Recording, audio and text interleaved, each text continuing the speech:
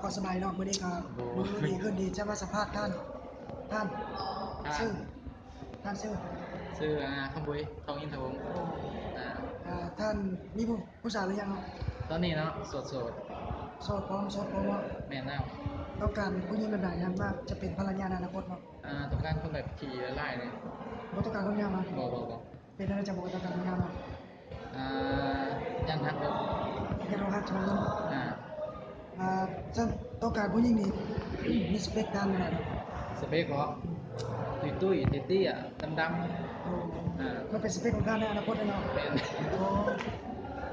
ร้อยจริงวะเนี่ยฮะร้อยจริงผมในไงดีมันผมเมียนะมีจะไงเดี๋ยวมาผมขอให้ผมในไงหมดทั้งtư là ngày nói dối của thế giới để tiếp đi เราหยุดก่อนขึ้นซะก่อนสวัสดีครับสวัสดีครับชื่ออะไรสุเนมทองสมัยครับมีแฟนหรือยังมึงจะเอาลง YouTube อีกบ่มีแฟนหรือยังเนาะมีแล้วครับแฟนการสามารถบอกชื่อได้ป่ะเนาะชื่อไพศาลพันมณีบอกชื่อจริงนามจริงตัวจริงเสียงจริงเนาะลูกผู้ชายจริงเนาะทักไปทักจริงว่าอะไรทักจริงทักคนเดียวทักจริงมันแต่งบ่มันแต่งนี่ถ้ามีสาวเป็นงามๆหุ่นดีๆมากสิเอาเว้ยเอาเลยเว้ยเอาวะสาวไปสาวมีบ้านสิทิมแล้วมาได้บ่เอาดอกมีคนเดียวบ่แล้วคนนี้คนเดียวถ้าว่าสาวไปสาวมีผู้สาวผู้บ่าวไม่ดีชีวิตความรู้สึกยังไงโดยส่วนตัวบ่ตัวจักอะไรไปแล้วมีคนเวียมีคนใหม่อีกแล้วเว้ยบ่แค่วะนะบ่แค่สิไปอันมีคนใหม่แล้วเนาะสิบ่สนใจก็บ่สิบ่ได้แล้วเนาะผู้สัมภาษณ์มีแล้วบ่มีผู้สาวแล้วผู้สัมภาษณ์ผู้สัมภาษณ์ได้บ่อาจจะก็ถามท่านน่ะมื้อนี้เฮียนวิชาเนาะมื้อนี้เฮียนเยี่ยมผู้ที่แห่งอ่านเย็นสื่อแม่นสิแม่นเนาะว่าแม่นก็แม่นสิมื้อนี้จะได้กดกาเขาเลยมื้อนี้อาจจะได้กดกาได้จะได้กดกาเล่าปากเป้าว่าเฮานี่คนใส่สมองบ่แม่นคนใส่บ่แม่นคนใส่พลังบ่แม่นคนใส่พลังเฮาต้องใส่สมองอย่างเดียวใส่แต่สมองนี่เนาะมื้อนี้กะว่าจะได้นี่ประมาณต่ำสุดนี่มัก7ได้มื้อนี้ได้คิดว่าจะได้มาเจ็ดแล้ววะเพื่อเป็นคะแนนแบบปรับปรุงตัวเองนะเจ้าเป็นคนโซ่วันนะจังหวัดปรับปรุงตัวเองเนาะบ่เฮาก็คนดีแต่ว่าอยากให้มันดีขึ้นกว่าเก่านะเสี่ยวสรุปแล้วตอนนี้เป็นผู้ดีได้ให้มันดีขึ้นอีก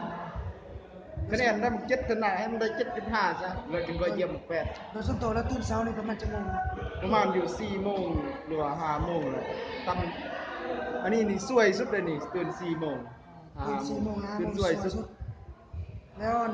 โดยส่วนตัวแล้วนี่มีการดำรงชีวิตอยู่หอพักนี่เป็นอะไรมีความรู้สึกภาคภูมิใจอะไรครับภาคภูมิใจบ่เดือนนี้นี่บ่โดยเฉลี่ยเมื่อปีที่ท่านได้มาเฮียนเป็นเนาะขับไปเอาชื่อเดือนนี้4,800,000เดือนนี้น่ะโดยรู้สึกภาคภูมิใจที่สบายใจฉะนั้นใช่มั้ยบอกว่าแล้วเรื่องอื่นนี่บ่มีบ่เรื่องอื่นมีอยู่มีหยังเนาะโอ้สิว่าบ่แล้วกันเรื่องที่ท่านประทับใจไปได้เดือนนี้เป็นพิเศษประทับใจพิเศษบ่เดือนนี้บ่1นี่เรื่องค่าไฟมันมาถูกนี่2นี่มันคือบ่ตามเรื่องอุกใจวะแล้วข้าพเจ้าจะถามมาเรื่องอุกใจตอนนี้จะถามเรื่องเงินภาคภูมิใจก็เนาะ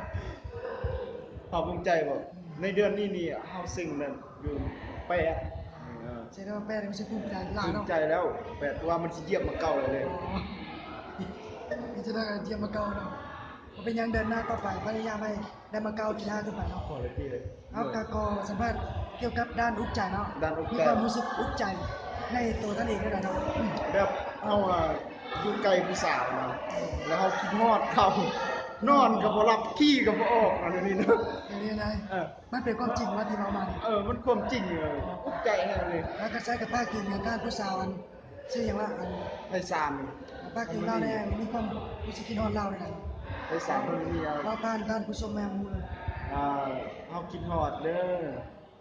คิดฮอดตลอดเวลากินข้าวก็บ่ได้นอนก็บ่หลับขี้ก็บ่ออกเดี๋ยวนี้ เจ้าเนาะไม่ได้ว่า หมดแล้ว แล้วความรู้สึกกันต่อหน้าไปสิดำรงชีวิตในด้านนี้มีการวางแผนไว้บ่เนาะ มีการวางแผนไว้แล้ว สร้างครอบครัวในด้านนี้วางแล้วบ่เนาะ บางทีเงินจบนี่ก็ อาสดาวกันเราก็มี สิไปเฮียนต่อบางทีคันบ่ได้เฮียนต่อก็สิไปขอเมียนะ พอเมียนี่คือสิซื้อไปศาลเนาะ โอเคแม่น